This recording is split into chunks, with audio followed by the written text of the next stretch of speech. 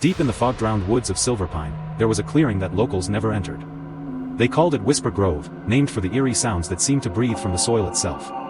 One autumn afternoon, Clara, a nature photographer, ventured into the forest despite the villagers' warnings. She wanted something unique, something that would make her work famous. The deeper she went, the quieter the forest grew, until even her own footsteps seemed muffled by the damp earth. Then she saw it.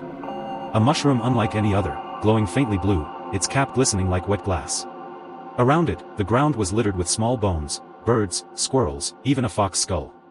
Clara crouched down, fascinated rather than frightened. She plucked the mushroom carefully, wrapped it in a napkin, and whispered, "Perfect." That night in her cabin, she couldn't sleep. She kept hearing soft tapping, like raindrops, but there was no rain. The air smelled earthy, sweet, rotten. When she looked over at the glass jar where she'd placed the mushroom, she froze. It had grown. Its cap now pressed against the lid, thin roots stretching through the cracks like pale fingers. She tried to open the window, but her hands began to tremble. The air felt heavier, damp, almost alive. Then came the whisper, low and rasping, from inside the jar. "Eat me." Clara stumbled back. Her chest tightened, she could barely breathe. Yet something in her mind urged her closer, a voice not her own murmuring how beautiful it would feel to taste it. Hours later, when her neighbor came to check on her, he found the door ajar. The cabin reeked of decay. The camera was still recording, pointed at the table. In the footage, Clara sat smiling, her lips stained a deep violet. The mushroom was gone.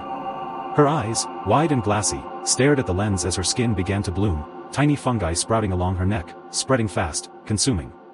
The video ended with a faint whisper through static. "She's part of us now."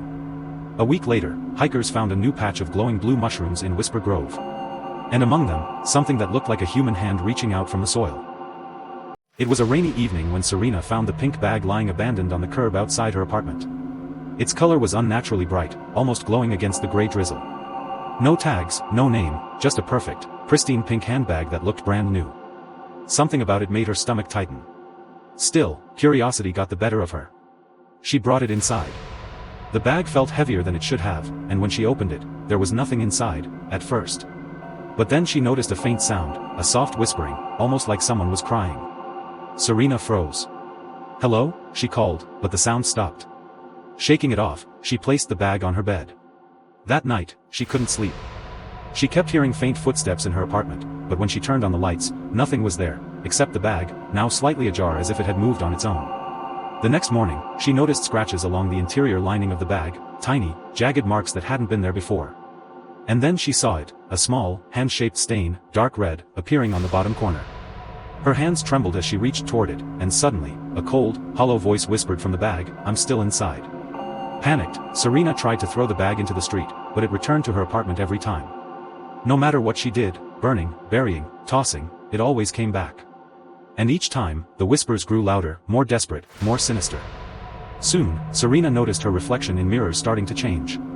Her eyes looked hollow, her skin paler, but the most terrifying part was the faint outline of hands pressing against her back, trying to push her forward, as if the bag was slowly consuming her soul. By the end, neighbors reported hearing screams from Serena's apartment, but when they finally broke in, it was empty. The room was pristine, the windows closed. On the bed lay only the pink bag, unopened, waiting for the next person foolish enough to pick it up. And sometimes, when the rain hits the city just right, a faint whisper can be heard near the curbs, "Will you carry me?"